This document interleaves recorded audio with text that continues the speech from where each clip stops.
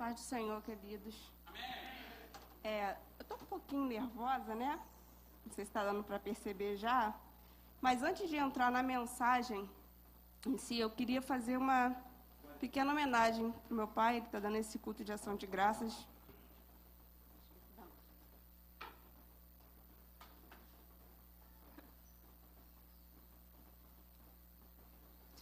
Pela vida dele.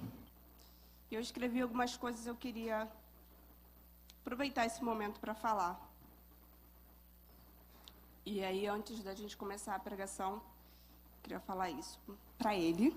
E depois a gente vai ter um outro momento também. O meu pai foi a melhor forma que Deus encontrou para me mostrar na terra como ele é como pai. O meu Deus é meu amigo e o meu pai também é. O meu Deus é protetor. O meu pai também. O meu Deus é provedor. O meu pai também. O meu Deus é bom. O meu pai também. O meu Deus me corrige por amor. O meu pai também. O meu Deus me trata por graça. Quantas vezes fez por mim o que eu não merecia? O meu pai também. O meu Deus me trata com misericórdia. Quantas vezes eu mereço mal e ele não me dá? O meu pai também. O meu Deus tem compaixão de mim. Quantas vezes quis diminuir minhas dores? O meu pai também. O meu Deus é meu exemplo. O meu pai também. O meu Deus me deixou um legado. E o meu pai também.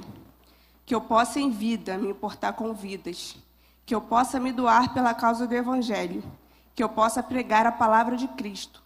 Como o meu Deus e o meu pai me ensinaram. Obrigada, meu Deus, pelo meu pai.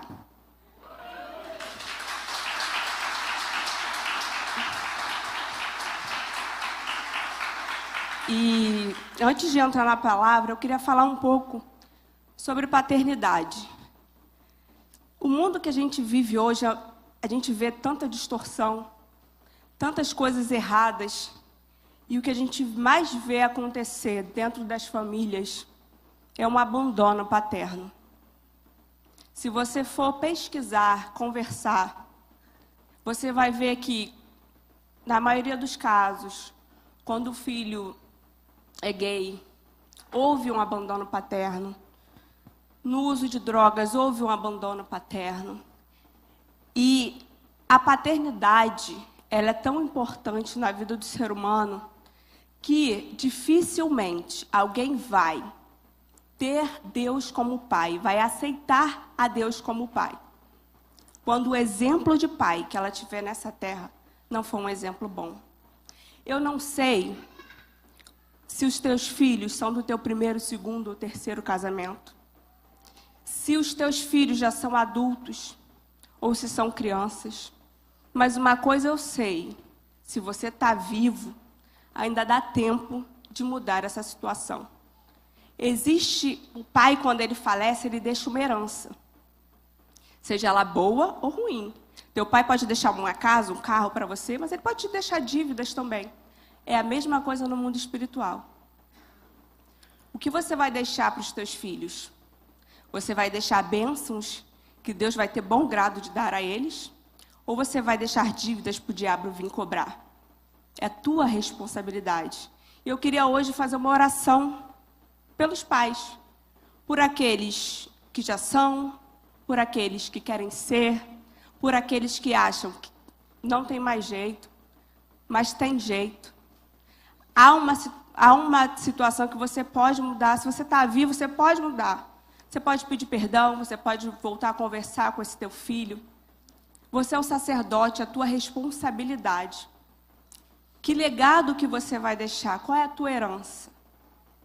Ainda há tempo de mudar. Eu queria que os pais se colocassem de pé para a gente fazer essa oração.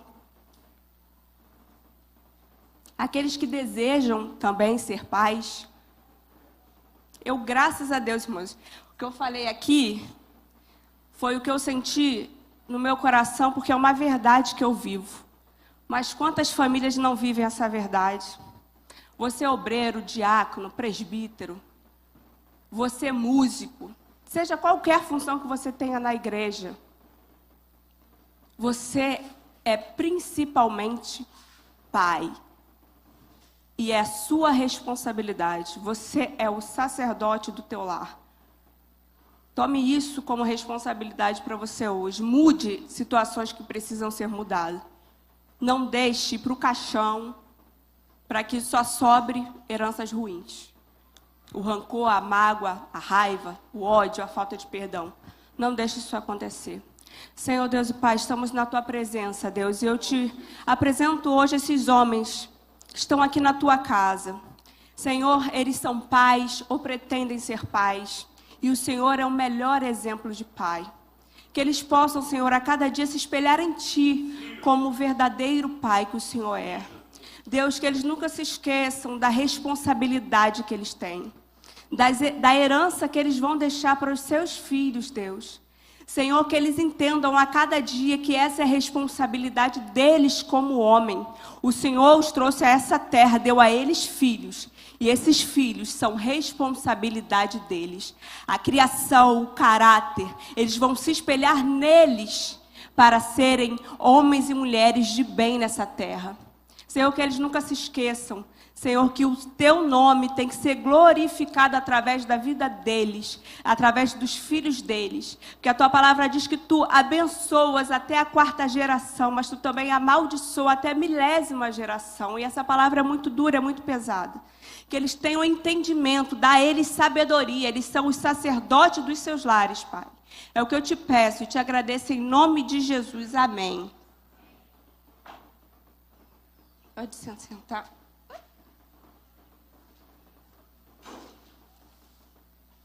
Eu vou ser bem breve, até porque eu estou bem nervosa. Mas eu vou pedir para vocês abrirem a Bíblia em 1 Pedro 1, versículo 3. Bendito seja o Deus e Pai, nosso Senhor Jesus Cristo, que segundo a sua grande misericórdia, nos gerou de novo para uma viva esperança pela ressurreição de Cristo dentre os mortos.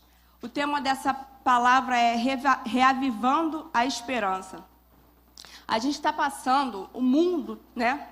E a gente tem pregado isso muitas vezes, o mundo está passando por momentos muito difíceis.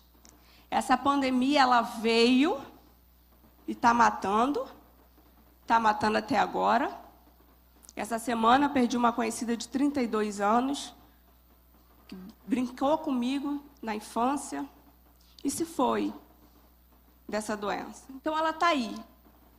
O mal está aí. Está nos assolando a todo tempo. Uma pesquisa britânica revelou que, no meio dessa pandemia, 2 milhões de britânicos que nunca haviam rezado, orado ou pedido qualquer coisa a Deus, começaram a fazer. 5 milhões de britânicos que nunca tinham assistido a um culto, uma missa, começaram a fazer. Então, mais do que um momento difícil, nós estamos no momento propício. Propício para se falar da palavra de Deus, da pregação do Evangelho, da viva esperança que é Jesus Cristo. E entrando na palavra, eu queria dizer que a primeira coisa que você precisa fazer para reavivar a sua esperança é crer na salvação. Parece até estranho, porque eu estou dentro de uma igreja, crer na salvação porque tem muita gente que vem à igreja e há muito tempo e não crê que existe um céu de glória. Ele acha que tudo está limitado a essa terra.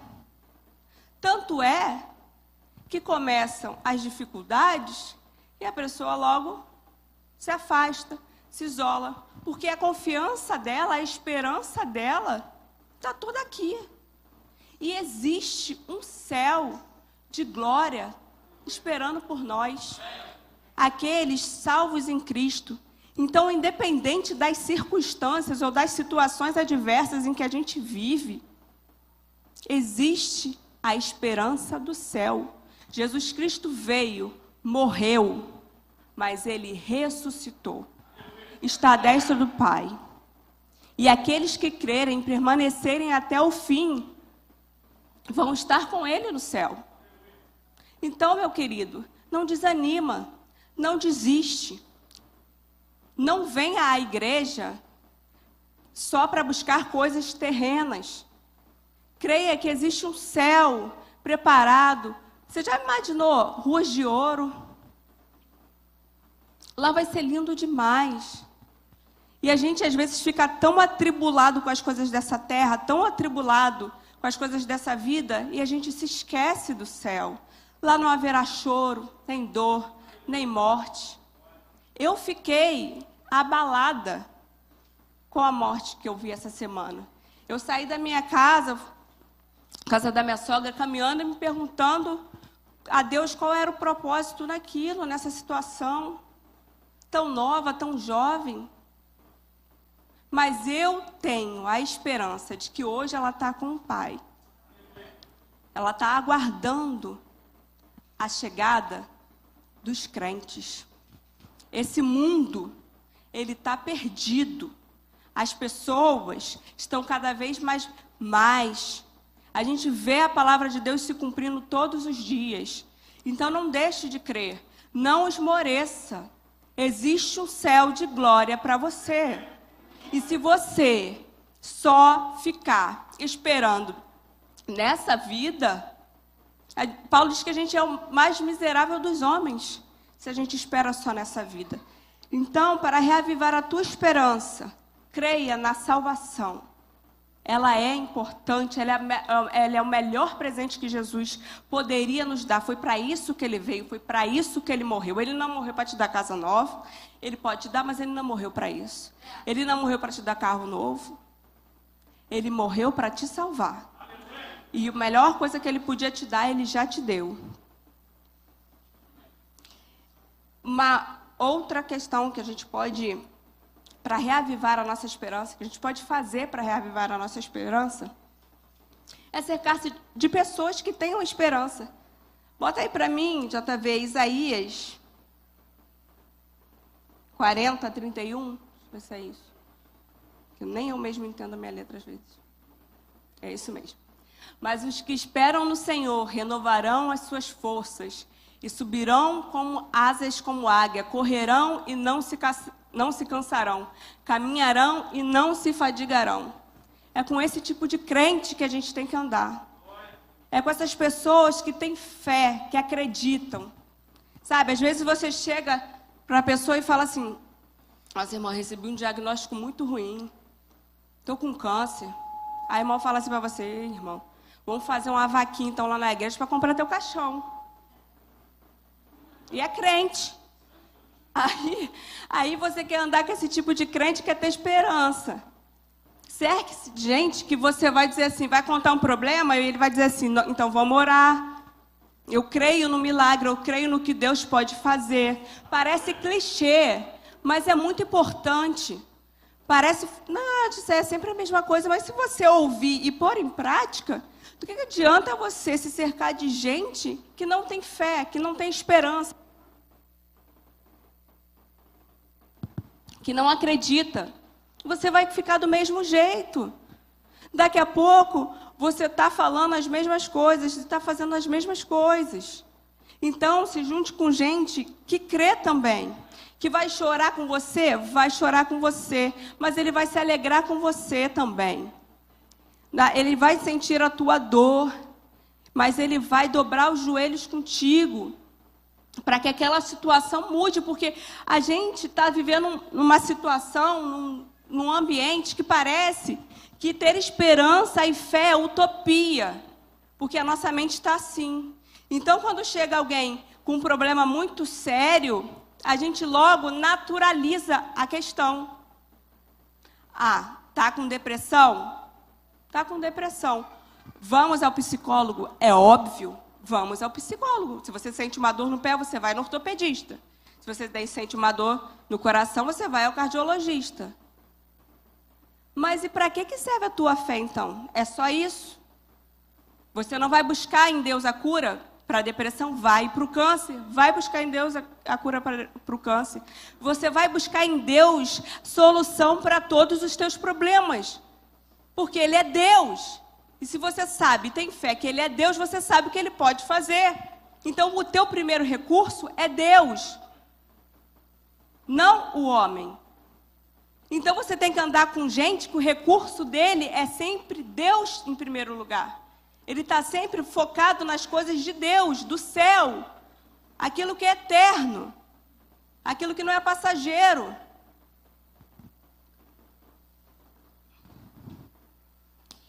Uma outra questão que a gente pode colocar em prática para que a nossa esperança seja reavivada é não ser preso do medo.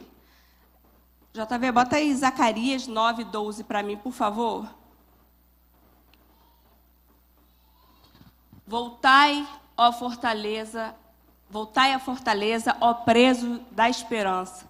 Também hoje vos anuncio que vos recompensarei em dobro. O que acontece, irmãos? A gente está num tempo em que o medo ele não está só dominando. Além de dominar, ele sufoca, ele aprisiona. Muitas pessoas... O que faz a crise de ansiedade? O medo, ele é natural e ele é preciso. Você precisa ter medo. Só que eu vi uma frase que ela fala assim... Deixa eu ver se eu anotei aqui. Anotei. A esperança e o medo não podem viver no mesmo espaço. Escolha qual deles você quer convidar para ficar. O medo, na sua vida, ou seja, na sua casa, ele pode ser visita. Mas a esperança, ela tem que morar lá. Essa é a grande questão. O medo vem, quem não tem medo? Você vê um leão gigantesco na sua frente, você vai fazer o quê? Correr. Porque você está vendo um leão, é a sua defesa.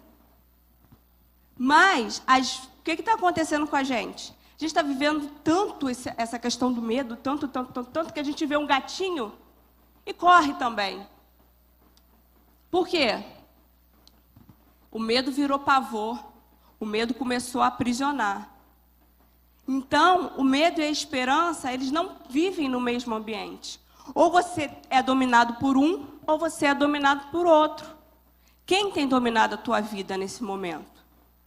O que está colocando, o que você tem colocado como prioridade na sua vida? Crer no futuro, crer no amanhã, ou ficar refém, como a Larissa canta aqui, né? Escravo do medo. Você tem sido escravo do medo? O medo tem te dominado, te aprisionado, te posto para baixo. Porque, às vezes, irmão, não é uma questão de você sair ou não. Você fala, mas eu estou aqui na igreja, não estou com medo. É aqui, ó. As pessoas podem não estar vendo. O teu medo pode nem ser o coronavírus. Eu não tenho medo de pegar coronavírus. Mas tem outro medo aí te aprisionando. O medo da solidão. O medo de não conseguir. Né? A incapacidade. Te faz ter medo. O medo... Aí tem gente que vem para a igreja só pelo medo do inferno. Ele não tem prazer no céu, ele tem medo do inferno. Se você for estudar, tem 1 milhão de fobias que as pessoas têm porque elas são dominadas por aquilo. Então, se você quer reavivar a esperança na tua vida, não seja escravo do medo, não seja preso dele. Seja preso da esperança. Viva em esperança, crendo no amanhã. Uma outra forma de nós reavivarmos a nossa esperança é sabendo quem a gente é em Deus. Põe aí para mim Jeremias 29:11.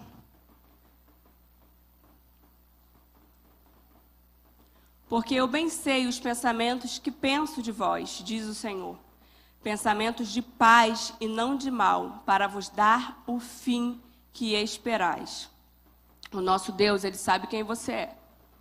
O nosso Deus te trouxe a esse mundo com um propósito. Você sabe quem você é? Você sabe qual o propósito dele para a sua vida? Quando os meus filhos, meu primeiro filho, estava gerando ele, eu pedi a Deus um nome, eu queria que ele me desse um nome. Aí o pai já tinha escolhido que era Arthur, e vai ser Arthur, vai ser Arthur, vai ser Arthur, e pronto, acabou. Falei, Deus, me dá um nome, eu quero um nome. E aí acabou que ele ficou Arthur Nefeg. E Nefeg significa renovo. Toda vez que eu oro pelos meus filhos e eu imponho a mão sobre a cabeça deles, eu peço a Deus que os faça grande. Aí você fala assim, mania de grandeza? Não. Sabe por quê? Porque o mundo está precisando de pessoas cristãs. Não é que se diz cristão. Cristãs. Que sejam juízes para julgar com justiça. Que sejam médicos para tratar com amor. Que sejam políticos que se importem com a causa do próximo. E aí, por muito tempo, a gente achou que buscar primeiro o reino de Deus e a sua justiça era esquecer de estudar. Você não precisava estudar. Não. Você pode ser engenheiro e esse ser o teu ministério. Se você fizer da tua profissão o teu ministério. Se quando você estiver num canteiro de obra, você estiver falando de Jesus, sabe por quê?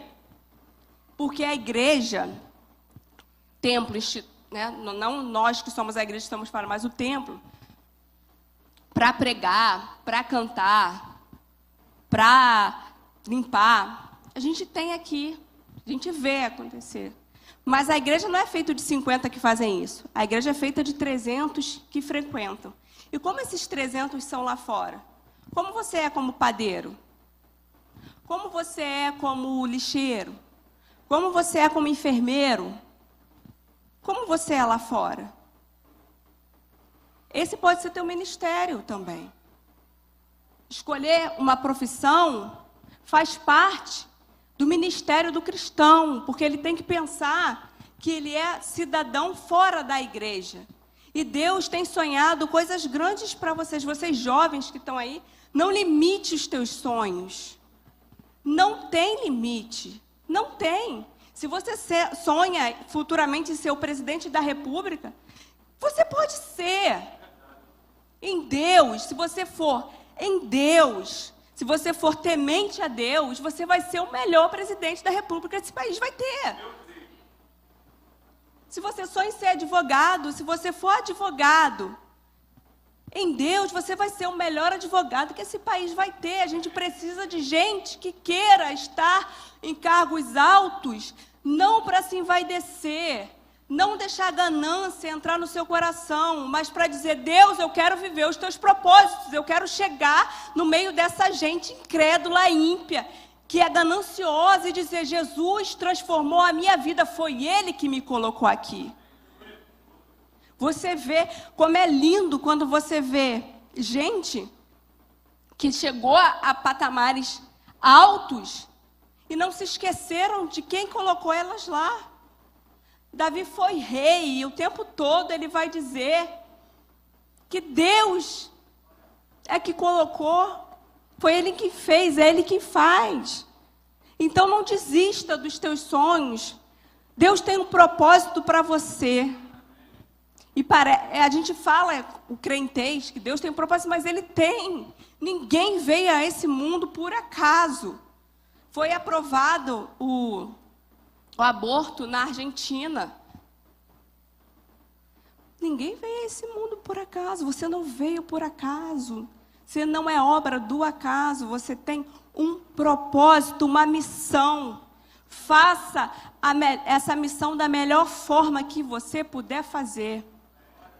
Porque Ele conta com você para ser aquilo que Ele sonhou. Ele não vai te obrigar. Ele não vai te obrigar a te botar numa mesa sentado para você estudar para o Enem. Não vai te obrigar. Deus não pode fazer isso. Mas Deus fala, caramba, se ele estudasse, eu daria a ele essa posição, porque é o que eu quero para ele. Mas ele não quer. Então você que está aqui, independente da tua idade, se você é novo, se você é velho, mas se você tem um sonho, e você sabe que o Senhor é que plantou esse sonho no teu coração, Não desista do teu sonho. Tenha a esperança de que ele vai se realizar. Em Deus ele vai se realizar. Em Deus você pode fazer proezas. Você pode surpreender pessoas. Aquelas que dizem que você não conseguiria, que para você não dá, que para você é muito. Você tem a esperança de Cristo vivendo em você. Não se deixe abater. Não enfraqueça, não esmoreça a tua esperança, não esmoreça a tua fé. Crê somente que Ele vai te ajudar, Ele vai estar do teu lado. E uma outra forma de nós reavivarmos a nossa fé, e essa é a mais importante de todas, é sabendo quem Ele é. JV, põe para mim Jó 26, a partir do 6 ao 14, por favor. 26, 6. Isso. Até o 14, vamos lá. O inferno está nu perante ele, e não há coberta para a perdição. O norte estende sobre o vazio, suspende a terra sobre o nada. Prende as águas em densas nuvens, e a nuvem não se rasga debaixo delas. Encobre a face do seu trono, e sobre ela estende a sua nuvem. Marcou um limite à superfície das águas em redor, até os confins da luz e das trevas. As colunas do céu tremem e se espantam da sua ameaça. Com a sua força fende o mar, e com o seu entendimento abate a sua soberba. Pelo seu espírito tornou os céus, a sua mão formou a serpente enroscadiça. Eis que isto são apenas as orlas dos seus caminhos, e quão pouco é o que temos ouvido dele. Quem, pois, entenderia o trovão do seu poder? Você serve ao Deus Todo-Poderoso. Ele não tem um pouco de poder, ele detém todo o poder. Ele que você serve. É a esse Deus tremendo, forte, glorioso, vencedor. Ele nunca perdeu uma batalha. Haveria coisa difícil para Deus? Tem para mim, tem para você, tem para o presidente, tem para o maior líder global. Tem coisa que é difícil para ele, mas para Deus, nada é difícil. Para o nosso Deus, nada é impossível. E parece que a gente tem que ficar repetindo isso, como se isso não fosse uma verdade. Porque a gente tem que falar 1000 vezes para a gente tentar acreditar. Ele tem todo o poder. Ele está sentado no trono. E do trono, ele decide todas as coisas. Por ele e para ele são todas as coisas. Esse é o Deus em quem nós servimos. Porque nós não teríamos a esperança? Porque não teríamos fé? Por que não acreditar que as coisas podem mudar? Você acha que é difícil para Deus libertar o seu marido alcoólatra? Não é difícil para Ele. Você acha que é difícil para Deus curar a tua doença? Não, para Deus não é difícil. Você acha que é difícil para Deus te fazer passar naquela prova, daquele concurso? Não é difícil para Deus. Nada é impossível para Deus. Ele pode fazer todas as coisas. O que você tem pedido? O que você tem clamado? Você esqueceu que Ele pode fazer? Onde está a tua esperança? Ele vive, Ele morreu, mas Ele vive. Ele ressuscitou. E Ele pode fazer aquilo que deseja o teu coração. Que nessa noite você não se esqueça. Que nessa noite você peça a Ele que Ele te renove as esperanças. Que você tenha fé novamente para viver os sonhos de Deus para você. Que nessa noite você possa pedir a Deus, clamar com fervor e falar: Senhor, reaviva em mim a esperança, para que eu possa viver aquilo que o Senhor sonhou para mim. Para aquele milagre que eu tanto espero, para que ele aconteça. Olha, Deus fez... Eu me lembro de uma oração em que eu chorava, mas eu chorava e eu falo assim, eu abro mão de tudo, Senhor. Se o Senhor fizer isso, eu não quero as promessas da riqueza que o Senhor falou que ia me dar, eu não quero isso, eu não quero. Eu quero isso, me dá, por favor. Ele me deu. Ele lembrou da minha dor e me deu. Teve um momento que eu achei que eu não ia sair daquela situação. Eu vivi aquela situação e teve um dia que meu esposo falou que você vai morrer. Eu falei, eu vou. Eu acho que eu vou morrer de tanta dor no meu coração. Mas o Senhor mudou o quadro. E não, o que Ele fez por mim, ninguém mais poderia fazer. Dinheiro nenhum poderia comprar. Se me oferecessem 20 milhões e falassem assim, 20 milhões muda essa situação, eu ia dizer, não muda, só Ele muda. Qual é a situação que você quer que Ele mude? Porque Ele muda. Ele faz. Eu queria chamar a Thalita para cantar um louvor aqui comigo. Eu queria que a igreja levantasse, ficasse de pé para a gente cantar esse louvor. Eu queria que você cantasse com fé, acreditando que Ele pode fazer. Ele ainda é o mesmo, Ele não mudou. Talvez a tua esperança, você tenha enterrado ela. É hora de ressuscitar ela. Ressuscita a tua esperança. Não deixa ela morrer. Mas se, por acaso, você tiver deixado, Ele pode ressuscitar. O que você precisa que Ele ressuscite? O que você precisa que Ele faça? Depende de você, não depende dele, porque ele já está no trono. Depende de você pedir a ele com fé e com a esperança de que ele pode fazer. Aleluia.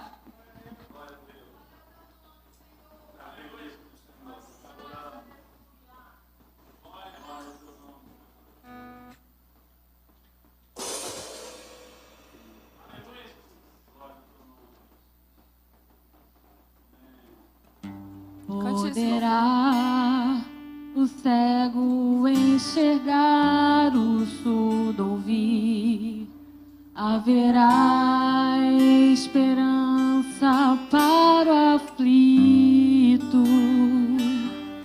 Quem restituirá em dobro ao que tudo perdeu, que viu seus bens se consumindo,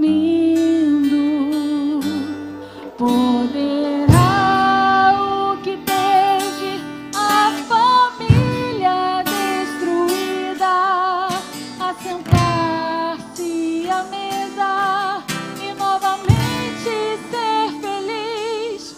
Tu sabes, Senhor, só tu tens este poder para muito, muito mais realizar.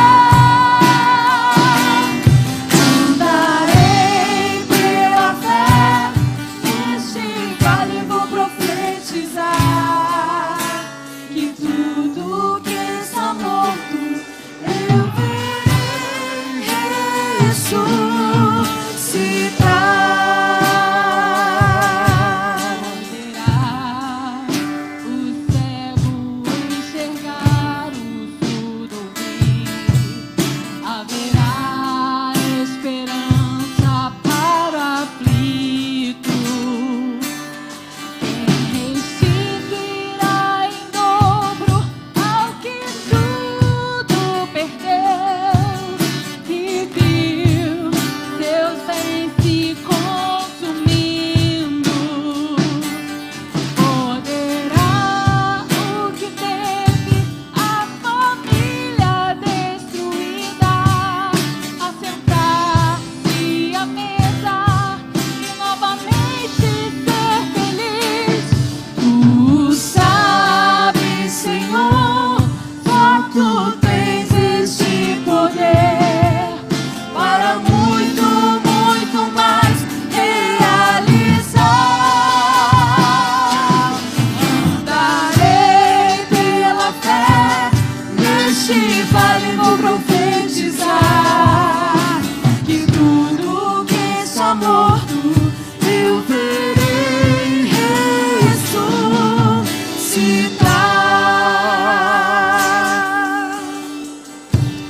Eu queria que você, eu não sei qual é o teu problema, eu não sei se é na área financeira, eu não sei se é familiar, eu não sei se é espiritual, mas uma coisa eu sei, o Deus que tem todo o poder, Ele detém todo o poder, Ele está aqui. E Ele pode conceder a tua petição nessa noite. Se você tem uma viva esperança, vem até aqui à frente. Peça a Ele com fé. E Ele pode fazer por você, pela tua casa, pelos teus filhos. Hoje pode ser o dia do teu milagre. Não deixe para amanhã, é hoje. Se você acredita no Deus que pode fazer, o teu milagre pode estar aqui no altar hoje. Tenha fé. Os teus sonhos em Deus podem ser realizados. Eles podem parecer a maior loucura para as pessoas. Elas podem dizer que você não vai conseguir. Mas o teu Deus, Ele pode fazer por você. O teu Deus, Ele pode te dar. Aleluia. Queria pedir os obreiros para interceder. Nós vamos orar. Creia, creia, creia, creia. Ele pode fazer. Aleluia. Senhor Deus, nós estamos em Tua presença. Somos Teus filhos. As pessoas estão aqui na frente, Senhor, porque elas creem no Teu poder. É no Teu nome. É o Senhor quem faz. E elas estão aqui te pedindo, os Teus filhos, pelo Teu milagre. Senhor, seja na vida financeira, o Senhor é o Deus que provê. Se for na vida sentimental, o Senhor é o que sara as emoções. O Senhor é o que faz. O Senhor é quem liberta. Se é o marido que está no vício, se é alguém que está distante dos teus caminhos, se foi um filho que se desviou, o Senhor pode trazer de volta. E as pessoas podem testemunhar. Senhor, faz milagres para que teus filhos possam testemunhar os teus feitos. Senhor, tu podes fazer. Nós cremos que tu podes fazer. Realiza hoje o milagre que teus filhos tanto precisam. Senhor, às vezes está durando anos, mas hoje o Senhor pode fazer. O Senhor tem o poder para fazer. Volte para o teu lugar, crendo no Deus de milagres. Aleluia. E que o Senhor conceda a tua petição. Que Ele conceda a tua petição nessa noite. Aleluia. Tu sabes, Senhor, só tu tens este poder para muito, muito mais realizar. Andarei pela fé, neste vale vou profetizar, e tudo que está morto